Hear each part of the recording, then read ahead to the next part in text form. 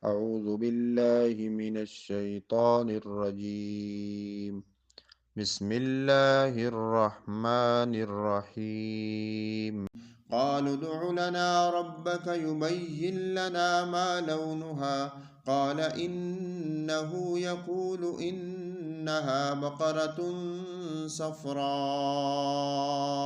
فاقع لونها تسر الناظرين. قالوا ادع لنا ربك يبين لنا ما هي إن البقرة شابه علينا وإنا إن شاء الله لمهتدون. قال إنه يقول إنها بقرة لا ذلول تثير الأرض ولا تسقي الحرث مسلمة لا شية فيها.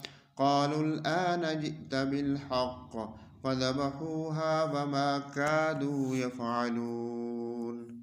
وإذ قتلتم نفسا فادارأتم فيها والله مخرج ما كنتم تكتمون.